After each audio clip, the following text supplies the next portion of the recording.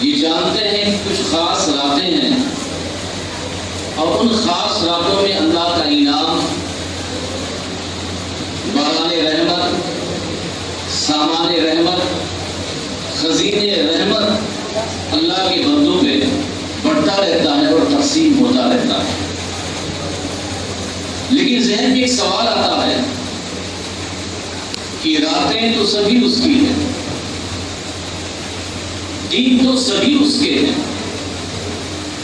یہ کیا شب قدر، شب برات، شب میلاد، شب میلاد؟ قرآن میں جبکہ رب خود کہتا ہے قال ربکم ادعونی استجب لکم، کہ میرے رب یہ اپنے بندوں سے کہتا ہے میرے بندو جب تم مجھے پکارو گے، جب تم مجھے یاد کرو گے، جب تم مجھ سے دعا مانگو گے، جب تم مجھ سے طلب کرو گے تو میں تمہاری طلب کو پورا کروں گا، میں تمہاری دعا کو سنوں گا۔ تو جب قرآن میں ایک طرف ہر وقت خدا بندے کی سنتا ہے، ہر رات سنتا ہے، ہر لمحہ سنتا ہے، 365 دن میں کبھی بھی رب کو پکارے وہ اپنے بندے کی پکار کو سنتا ہے۔ تو جب رب ہماری پکار کو سنتا ہے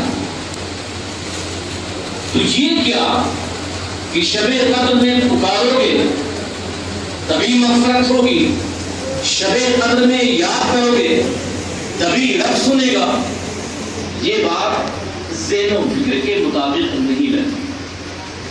میں اسی سوال کے جواب کو، اسی اعتراض کو جو ذہن میں ہوتا ہے اور ذہن میں آتا ہے، میں آپ کو سمجھانے کی کوشش کروں گا۔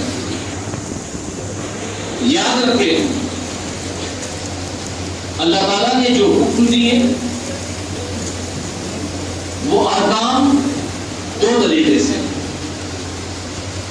ایک حکم تو اس کا ہے جو کسی وقت کسی ٹائم کے ساتھ فکس ہے، اور ایک حکم ایسا ہے جو کسی وقت اور کسی ٹائم کا محتاج نہیں ہے۔ میں 3 مثال دوں گا کہ جیسے نماز پڑھنے کا رب نے حکم دیا، اب رب نے جو نماز پڑھنے کا حکم دیا ہے تو نماز اپنے وقتوں میں ہی ادا ہوگی۔ فجر کا وقت ہے تو فجر ہی میں نماز ادا ہوگی، ظہر کا وقت ہے، عصر کا وقت ہے، مغرب کا وقت ہے، عشاء کا وقت ہے۔ اگر آپ ان اوقات کے علاوہ دوسرے وقتوں میں نماز ادا کریں گے تو نماز تو ہو جائے گی لیکن وہ ادا نہیں بلکہ قضا ہوگی، اور بعض اوقات میں تو نماز ہوگی ہی نہیں۔ تو خدا کا نماز کی فرضیت کا حکم دینا یہ وقت کے ساتھ خاص ہے، اسی وقت میں نماز پڑھو گے تو ہوگی، اس وقت کے علاوہ نماز پڑھو گے تو نماز نہیں ہوگی۔ دوسرا ہے روزہ، کہ اللہ نے رمضان کے روزے فرض کیے، اگر کوئی چاہے کہ روزہ ہی ہے میں عید کے مہینے میں رکھوں، ذی الحجہ کے مہینے میں رکھوں، محرم کے مہینے میں رکھوں، سفر کے مہینے میں رکھوں، تو اگر وہ روزہ رمضان کے علاوہ دوسرے مہینے میں رکھنا چاہتا ہے تو نفل روزہ تو ہوگا لیکن اس کا فرض روزہ نہیں ہوگا، کیونکہ رمضان کا روزہ یہ رمضان کے مہینے کے ساتھ خاص ہے۔ تیسری مثال، خدا نے حکم دیا اگر مالک استطاعت ہو، صاحب استطاعت ہو، حج کرو۔ اب اگر کوئی چاہے کہ حج ذی الحجہ کے مہینے کے علاوہ محرم میں جائیں، سفر میں جائیں یا کسی اور مہینے جائیں، تو اس مہینے کے علاوہ کسی مہینے بھی ہو جائے گا تو اس کا حج نہیں ہوگا۔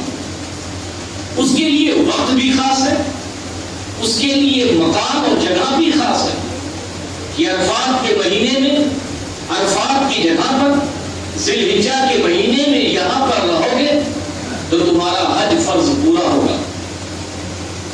3 حکم ایسے ہیں جن کی مثال میں نے دی جو وقت کے ساتھ جگہ کے ساتھ خاص ہیں. نماز کا وقت ہے، وقت پہ ادا ہوگی. روزہ ہے، مہینے کے ساتھ خاص ہے. حج ہے، مہینے اور جگہ کے ساتھ خاص ہے. لیکن خدا کا 3 حکم ایسا ہے جس کے لیے وقت کی پابندی نہیں، جس کے لیے وقت خاص نہیں، جس کے لیے وقت فکس نہیں. اللہ تعالیٰ ارشاد فرماتا ہے فاذکروا اللہ، اللہ کا ذکر کرو، اللہ کی عبادت کرو، اللہ کو یاد کرتے رہو.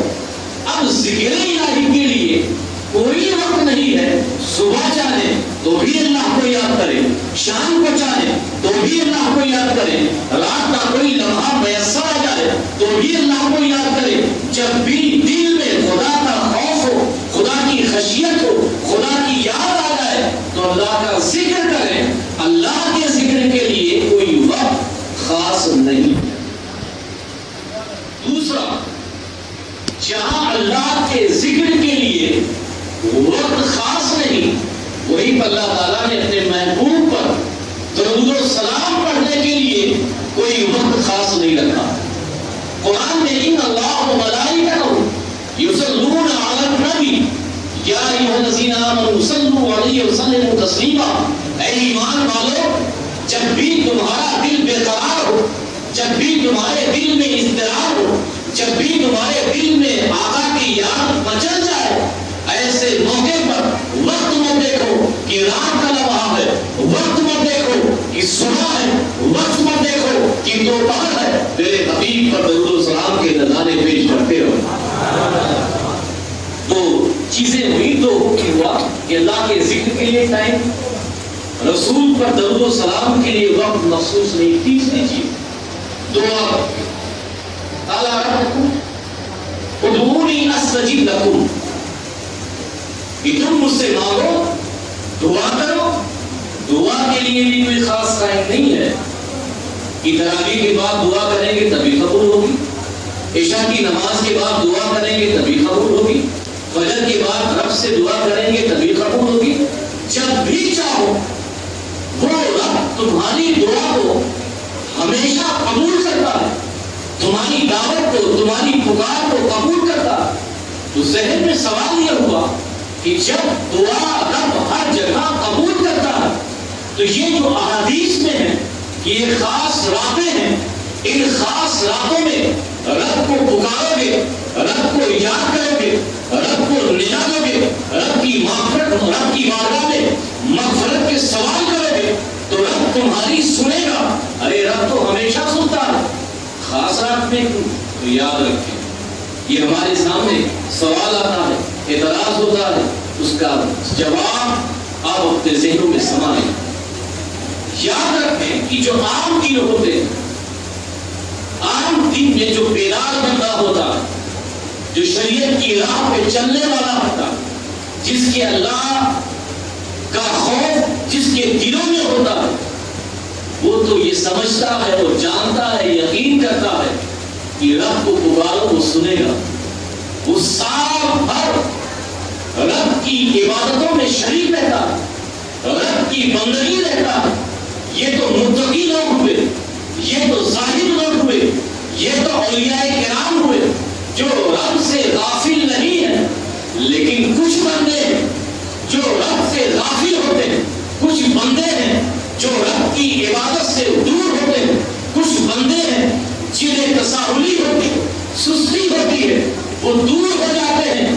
اللہ تعالیٰ اپنے ان بندوں کو رب کی رحمت اور رب کی محبت دیکھو کہ اللہ تعالیٰ یہ کہتا ہے یہ بھی میرے بندے ہیں، اگرچہ یہ غافل ہیں، اگرچہ یہ عبادتوں سے دور ہیں، اگرچہ انہوں نے اور رات اور دن 365 دنوں میں میری عبادت نہیں کی، مجھ کو پکارا نہیں، تو اپنے ان غافلوں بندوں کے لیے، اپنے ان سست رفتار چلنے والے بندوں کے لیے رب نے شب قدر ادا کی ہے. اے غافل، آج کی رات اگر تو بھی پکارے گا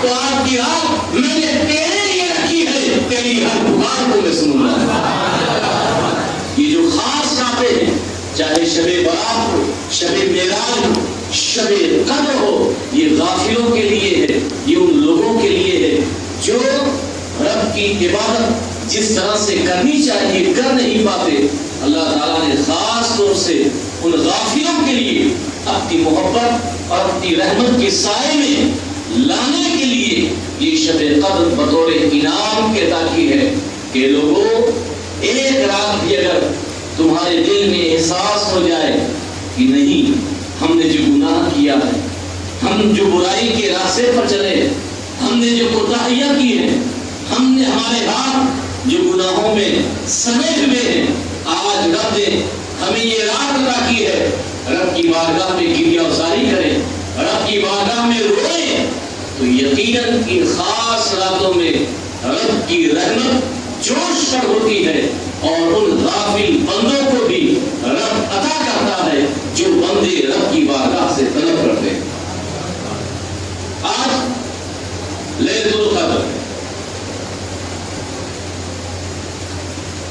لیلۃ القدر قرآن میں ہے، اس کا معنی کیا ہے اور اس کس رات کو؟ لیلۃ القدر یعنی شب قدر، قدر والی رات۔ قدر عزت یعنی عزت والی رات، قدر یعنی مرتبہ، مرتبے والی رات۔ یہ رات اس مرتبے والی رات ہے کیونکہ یہ رات 1000 مہینوں سے افضل ہے۔ دوسری وجہ یہ ہے کہ یہ رات تقدیر والی رات۔ آپ سوچیں گے کہ تقدیر کی رات تو شب برات ہے، شب قدر کیسی تقدیر کی رات؟ شب برات بھی تقدیر کی رات ہے، شب قدر بھی تقدیر کی رات ہے، لیکن دونوں کی تقدیر کی رات میں فرق ہے۔ شب برات میں سارے فیصلے لیے جاتے ہیں، شب قدر میں اس کا امپلیمنٹ ہوتا ہے۔ وہ سارے دفاتر، وہ ساری تقدیریں فرشتوں کے حوالے کر دی جاتی ہیں کہ فیصلہ ہو چکا ہے، اب یہ سارے معاملات سال بھر اس بندے کے ساتھ ایسے ہونے والے۔ تیسرے، یہ رات قدر والوں کی رات۔ آج کی رات جو بندہ عبادت کرتا ہے اللہ کے نزدیک وہ قدر والے۔ آج کی رات جو رب کی بارگاہ میں مغفرت طلب کرتا ہے